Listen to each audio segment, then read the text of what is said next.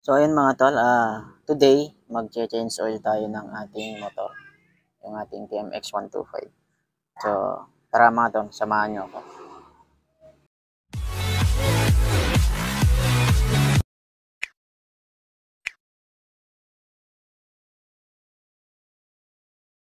So bago yan, so bubuksan muna natin yung oil na gagamitin natin. So bumili tayo sa online shop. So para hindi tayo ma-scam, buksan muna natin. So may mga kasi ngayon, nabibili sa shop na mga oil na peke.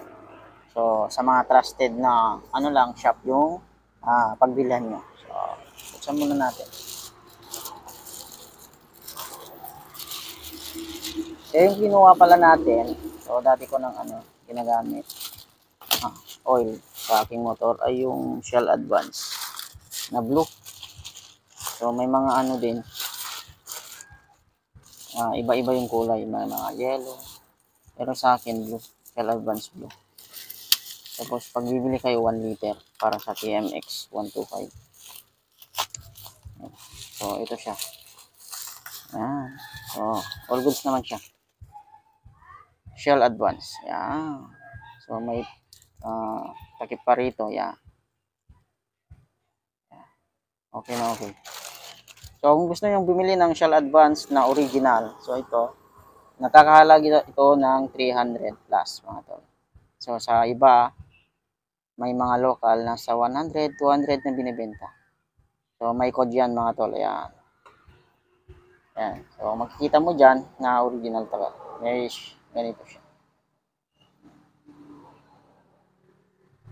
So all goods. Saka pag tinanggal mo to dito sa likod, yung sa original talaga, may makikita ka. Sana. Wait lang. Pagulin natin. Sa iba kasi, pag tinanggal to, wala kang makikita ganito. Ayan o. Ayan. Ayan. Ayan. So, original talaga ito mga tol, no? All goods. So, ayan mga tol. Samahan nyo kung mag-change oil. A few inches later. So, ayun mga tol, pag nag-drain pala kayo. Kasi, syempre, kuha kayo ng, ayan, lalagyanan ng ating drain. Ayun. So, lalagay na lang natin dyan. Tapos, ito yung, bubuksan natin. Yan. Yung drain plug niya, yan. Tapos, buksan na rin natin to, mga tol. Ito yung sa oil filter niya. Yan.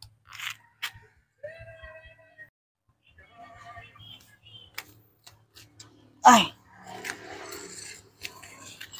Hirap ng buhay.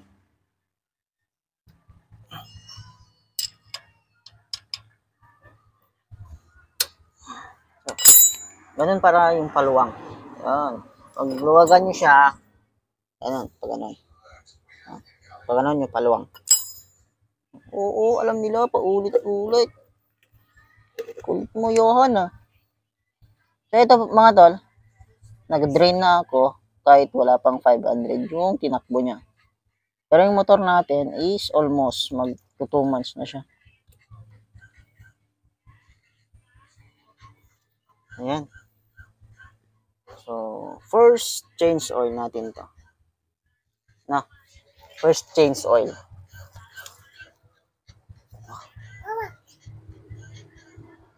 So, shout out sa mga subscriber natin dyan. So, baka may magtanong yung SYM natin is wala na. Nabenta na natin mga tol. So, ito na yung ating bagong motor. Bagong motor na hulugan. Sa hulugan lang tayo kasi wala tayong pang cash. So, yung ginamit pala nating tools ay 17 mm. Ayun.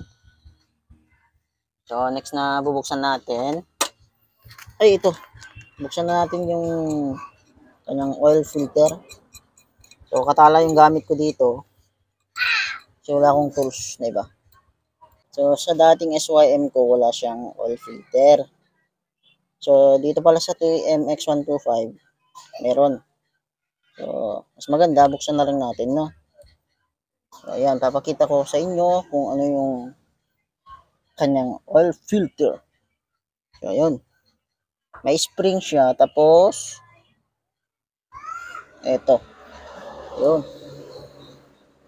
Yung nasa loob niya. So, para sa dumi to. Ayan. Mali ganyan. Ayan. So, wait lang. Papakita ko. Ayan. Bali, ito yung oil filter niya. Ayan. So, pag binalik nyo siya, ito yung mauuna, tapos spring. Balikan nyo siya. Ayan. Tapos saka natin tatakip. Ayan, ganyan. Ayan. No, ito. So, mas maganda buksan nyo to. Pag nagdo-drain kayo mga tol, no? Buksan nyo din yung oil filter. Tapos ito, hugasan na rin natin to. Saka natin balik, no? So, ayun mga tol, no? Nakalimutan kong sinabi. So, pag mag-change oil din na din kayo, luwagan nyo to dito sa part na to. Kahit kanyan lang siya. Para makahinga yung oil natin pababa. No? Tapos dito tayo sa part na to. So, pag nalinisan nyo na to, so, pwede na natin siyang balik, na? So, sa pagbabalik, ayan, ayan siya. Ayan, yung mauuna, yung kanyang filter. Ayan. Ayan. Hindi makita. Oil filter, tapos yung kanyang spring. Ayan. Tapos babalik na natin to. Yung kanyang takip. No, mga tol.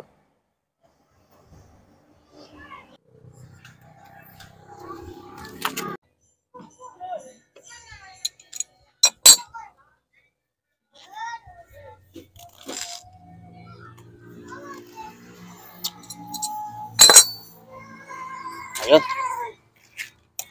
So, okay na tayo sa oil filter, mga tol. So, hintayin ko lang ma-drain lahat yun, mga tol. So, wala kasi tayong pang spray sa loob para madali siyang i-drain. So, mamaya, hintayin ko lang matapos, no? More moments later. So, ayun mga tol. So, okay na siya. Ayan. So, ito yung ating first change oil. Ayun, oh. So, goods pa naman siya. Pero, need tayong mag-change oil. Talaga, no? Ayan. So, babalik nyo lang yung takip. Ayan. Balik natin yung takip niya. Saka natin lagay yung 1 liter na Shell Advance. So, sa mga gumagamit ng Shell Advance dyan, tulad ko, recommend ko tong product na to, no? Napakaganda talaga niya. Shell Advance na blue. So, konting higpit lang naman. Hindi naman gaano. Sakto lang.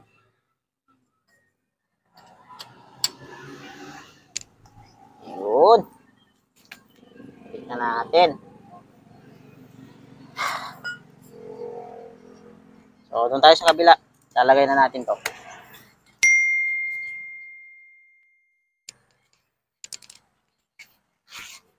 Iyon.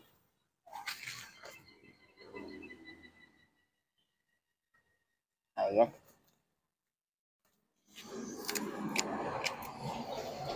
So, buksan na natin tong Shell Advance.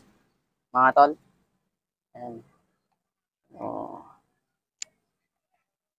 Okay.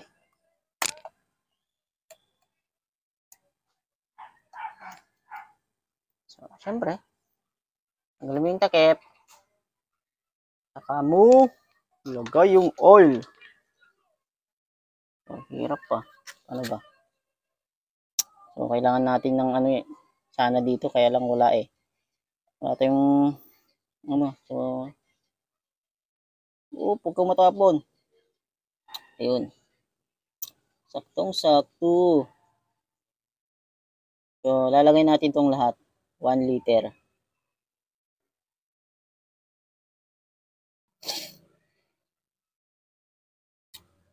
So, ganun lang kasimple kung paano mag-change oil. So, ito talaga yung ano yung pinaka madaling gawin sa motor, ang mag-change oil. Yun nga lang, yung mga ibang motor, wala siyang oil filter. So, sa TMX, meron. Ayun. Gaya nung sa SYM ko, wala. Dati kong SYM, wala. Natapon yung iba. Ito, meron. Ayun, nilagay na natin lahat. Okay. All goods na mga tol.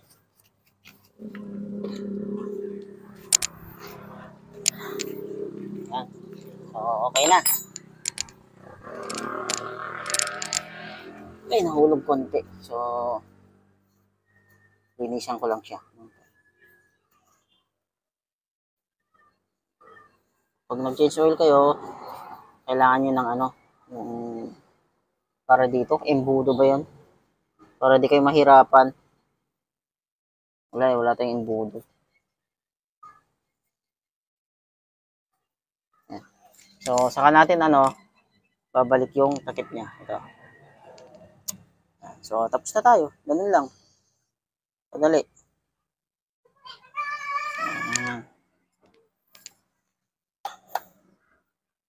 Ayun. Okay na. Goods na siya. So, ganun lang po. Mag-change oil. Gamit ang Shell Advance na glue. So, synthetic base siya. So, ride safe mga tol, no? So, okay na siya. So, see you sa ating next na video, no? Bye-bye. Ride safe lagi.